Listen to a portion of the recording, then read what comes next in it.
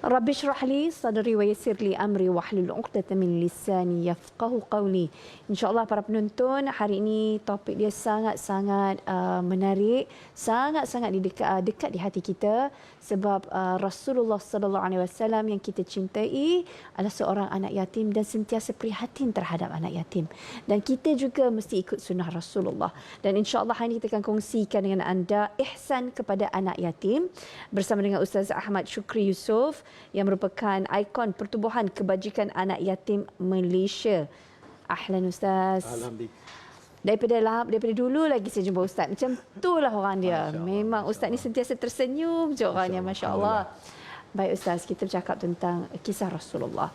Dan kita bercakap mengenai anak yatim. Memang dekat kisah antara Rasulullah dan anak yatim. Jadi mungkin kita boleh huraikan dan kongsikan supaya menyuburkan semangat kita untuk betul-betul menghargai anak-anak yatim dari kacamata yang didikan Rasulullah. Terima kasih kepada Farah dan terima kasih kepada semua penonton yang bersama dengan kita. Sebagai umat Rasulullah SAW, sudah tentu dalam kehidupan kita ini kita cuba mencari ruang bagaimanakah cara kita melakukan ihsan, kita berbakti, termasuklah kepada anak yatim. Jika kita melihat ayat-ayat Al-Quranul Karim, sebenarnya berkenaan dengan anak yatim ini sendiri, perkataan anak yatim itu di banyak tempat disebut 23 tempat dalam Al-Quran. Dan menjadi suatu perkara yang kita tahu bahawa apabila ayat-ayat itu diulang, perkataan-perkataan itu diulang, ia menggambarkan kepada kita kepentingan perkara tersebut. Ini cara ataupun gaya Al-Quran kepada kita. Umpamanya, kita menyatakan di antara perkara penting dalam hidup kita ialah mengabdikan diri kepada Allah Subhanahu Wa Taala, dan di antara bentuk pengabdian itu seperti contoh ialah kita menunaikan solat, kita berzakat. Dan solat dan zakat itu merupakan tumpuan penting dalam Al-Quran. Begitu juga anak yatim yang saya katakan tadi, banyak ayat. Di antaranya Allah Subhanahu Wa Taala menyebut berkenaan dengan kebajikan, kebaikan.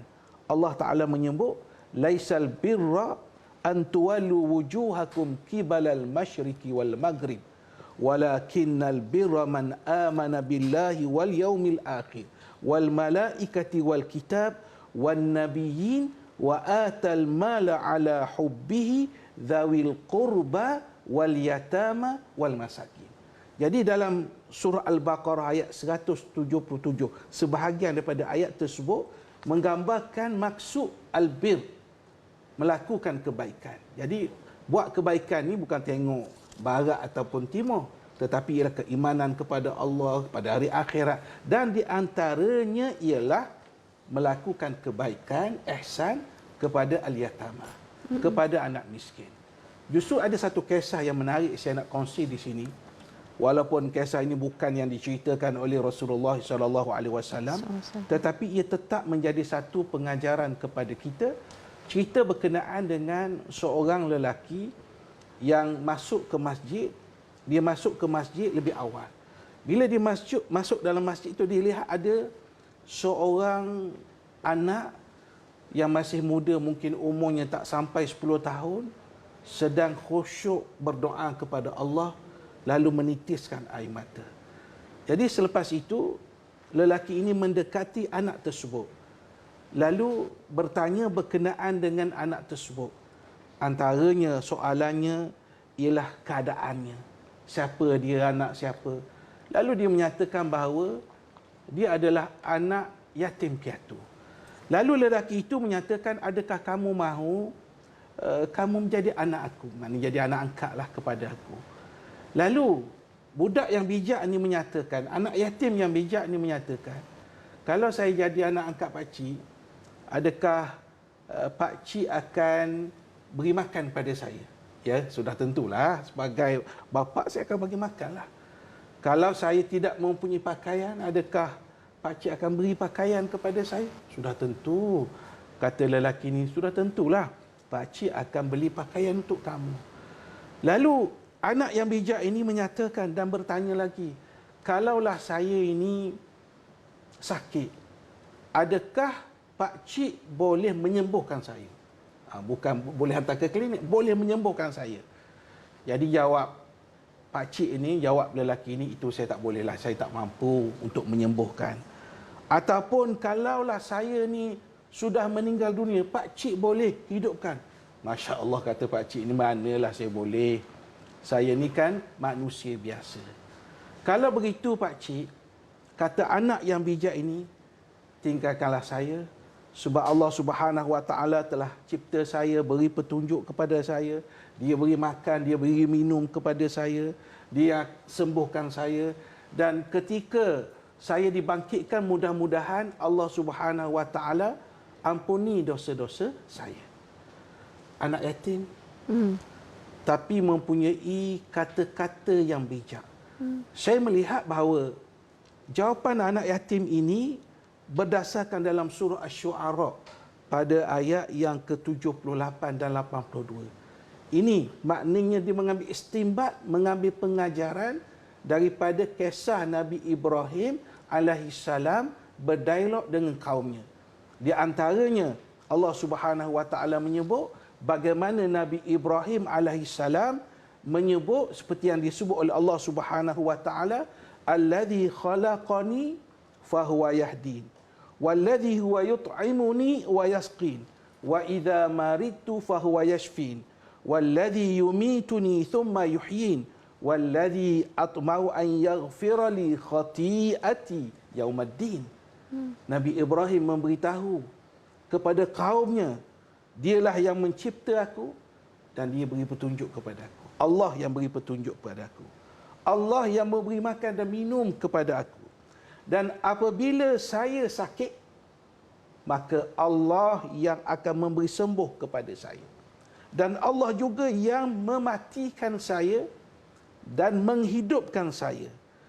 Dan saya ini memerlukan Allah Subhanahu Wa Taala mengampuni dosa dan kesalahan saya pada hari pertemuan saya dengan Allah, hari pembalasan yang disebut sebagai Yaumuddin, hari pembalasan. Jadi bila kita tengok apa yang disebut oleh anak yatim ni memberi pengajaran kepada kita, Farah, begini. Yang pertama, kita lihat dari sudut bagaimana ibu dan ayahnya sudah berjaya mendidik anak ini. Memberi satu didikan yang sangat kukuh. Bayangkan apa yang dia cakap itu berdasarkan ayat Al-Quranul Karim. Yang kedua ialah kita lihat dari sudut cakna masyarakat. Jadi kita beri gambaran bahawa lelaki ini adalah lelaki yang cakna. Bila dia tengok anak ni kesorangan, dia tanyalah, anak siapa, awak siapa. Jadi bila dia kata saya ni anak yatim, boleh ataupun tidak saya jadi bapa angkat kamu. Memberi gambaran perlunya masyarakat yang cakna, termasuklah cakna kepada anak-anak yatim.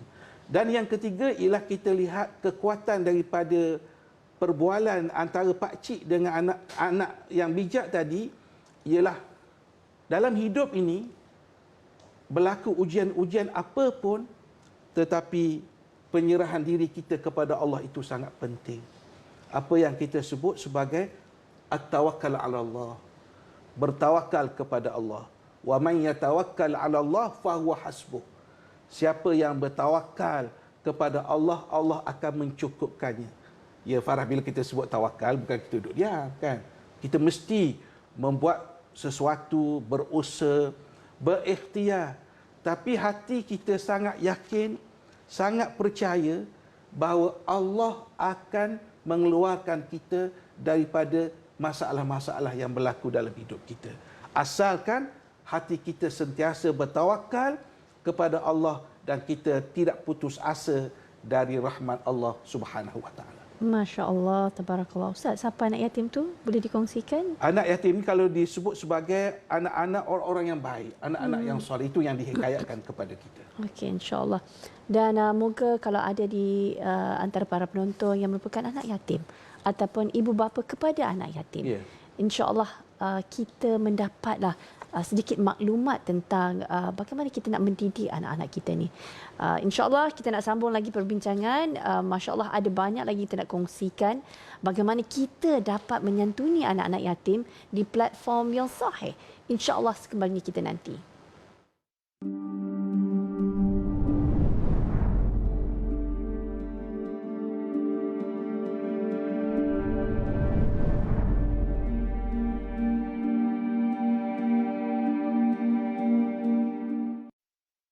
Masya Allah, topik kita pada hari ini ihsan kepada anak yatim. Tadi sebelum kita beristirahat, Ustaz Ahmad Syukri ada menceritakan tentang kisah seorang anak yatim yang dididik dengan baik oleh ibu bapanya dan mindset beliau. Namun tak semua seberuntung anak itu. Ada di antara anak-anak yang kehilangan ibu bapa daripada dilahirkan lagi. Ya. Jadi kitalah sama-sama sebagai sebahagian daripada ummah kena sama-sama menjaga anak ini. Mungkin kan Ustaz, kadang-kadang kita rasa macam tak apalah, ada orang akan jaga. Mungkin bukan kita. Oh, ada orang lain, ada institusi, ada ibu bapa yang lain. Tapi daripada cerita tadi tu, apa ibrah yang kita boleh dapat dan bagaimana kita kena letakkan minda kita? Ya. Ibrah yang seperti Farah sebut tadi ialah sebenarnya dalam apa-apa perkara pun ialah mindset. Kalau kita sebut tentang contoh anak yatim yang baik tadi, dia bermula daripada mindset. Yang kedua ialah mindset kita sebagai orang mukmin yang kita selalu sebut kita nak menjadi pengikut yang setia kepada Rasulullah SAW. Jadi kalau kita nak menjadi pengikut yang setia kepada Nabi, kita kena ambil ciri-ciri orang-orang yang abrar. Abrar ni orang-orang baik, orang-orang soleh. Kita kena ambil contoh-contoh yang disebut oleh Al-Quran. Saya nak menarik perhatian penonton semua kepada firman Allah dalam surah Al-Insan. Allah Subhanahu Wa Taala dalam beberapa ayat sebelum itu menjelaskan kepada kita berkenaan dengan ciri-ciri al-abrar, orang-orang baik, orang-orang soleh. Antara ciri-ciri orang baik itu ialah wa yut'imuna at-ta'ama 'ala hubbihi miskinan wa yatiman wa asira. Allah Taala menyebut ciri orang-orang baik itu ialah mereka memberi makan kepada orang miskin sesuatu yang disukainya, 'ala hubbihi. Dia ada beza, ada orang diberi makan pada orang, jamu pada orang tu benda yang dia tak nak dah. Dia kata lebih-lebih ni bagilah pada anak yatim, orang susah. Waktu kau makanan tu cukup kau suka, kau tak bagi yang tu. Jadi Al-Quran kritik orang seperti itu. Sebab tu Al-Quran kata orang tu sifatnya ialah makanan itu ala hubbihi, dia suka, dia inginkan makanan itu dan diberikan kepada orang miskin, kepada yatiman, anak yatim, dan juga wa asira, orang-orang yang ditangkap ataupun kita kata tawanan-tawanan.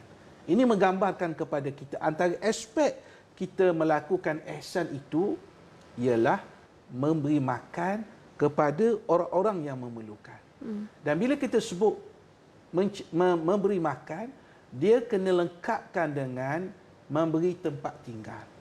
Sebenarnya tanggungjawab memberi perlindungan kepada anak yatim ini bukan tanggungjawab kerajaan semata-mata, bukan tanggungjawab NGO semata-mata, tetapi adalah tanggungjawab bersama.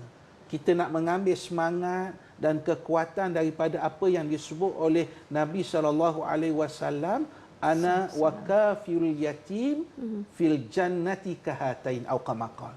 Nabi gambarkan bahawa saya dengan penjaga anak yatim itu seperti dua jari, iaitu Nabi pun tunjuk jari tengah dengan jari telunjuk, maknanya dekatnya dengan Rasulullah SAW. Jadi mungkin kita kata kita nak sediakan satu tempat yang besar mungkin tak boleh.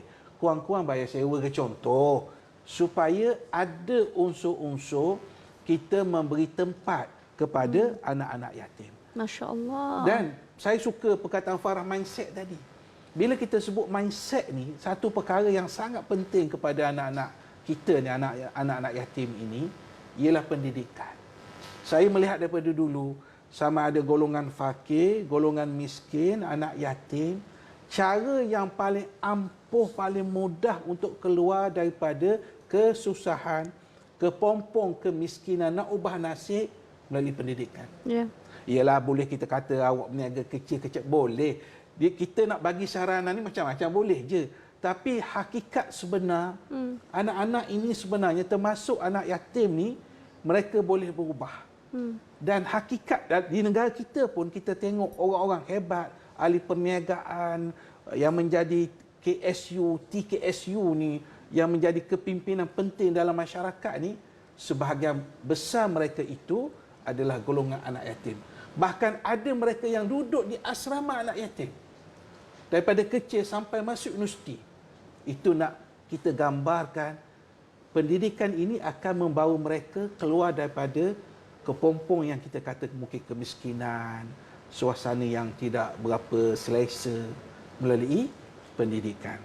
Dan bila kita sebut pendidikan, bukan sekadar memberi kepada mereka dari sudut pendidikan rasmi ini, sekolah, kolej, universiti, tetapi tetap yang penting ni pendidikan yang disebut sebagai pendidikan akhlaqiyah wa ruhiyah. Pendidikan akhlak.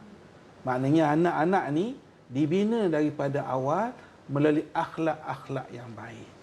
Dan semua ini insya-Allah boleh dicapai bila kita memberi tumpuan yang besar untuk mengubah mereka ini melalui sistem pendidikan.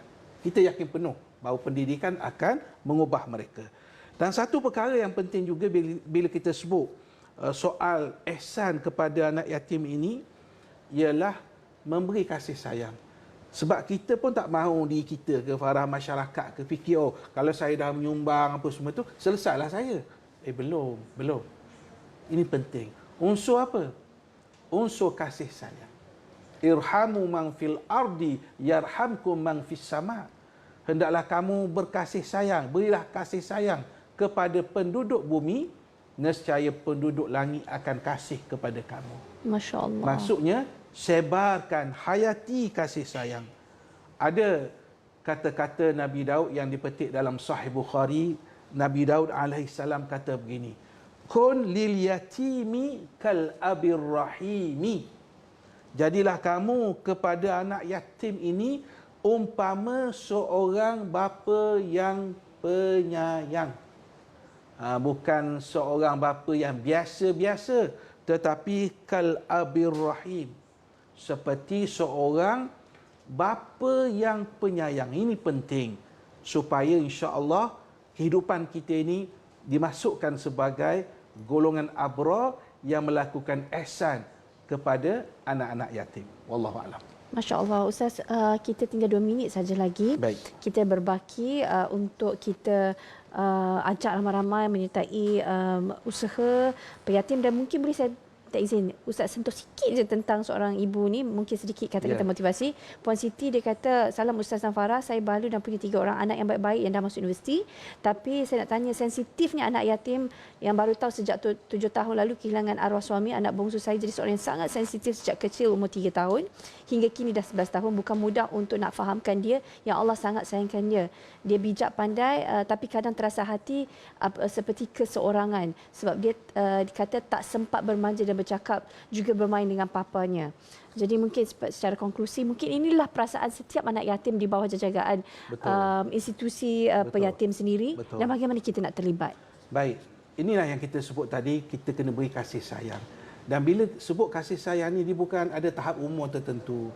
Kadang-kadang kita fikir bila dia dah waktu sekolah rendah, tapi perasaan kehilangan ni susah kita nak cerita, Farah. Kehilangan ni bukan orang yang kehilangan benda yang kalau benda berharga pun kita terasa ini insan tersayang, orang yang kita sayang. Sebab tu kita sebut berkali-kali soal pendidikan ini, akhlak tadi, pendidikan rasmi ini penting.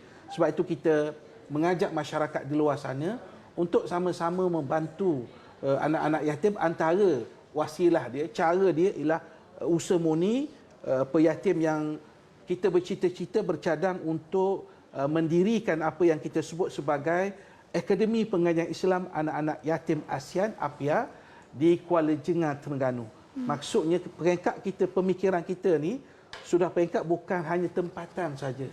Kita nak jadikan Malaysia ini sebagai pusat kita membela, menjaga anak yatim, dan kita nak jadi, bila sebut Malaysia Madani ni, bukan sekadar Malaysia yang biasa-biasa, tetapi Malaysia yang memberi kasih sayang kepada anak-anak yatim.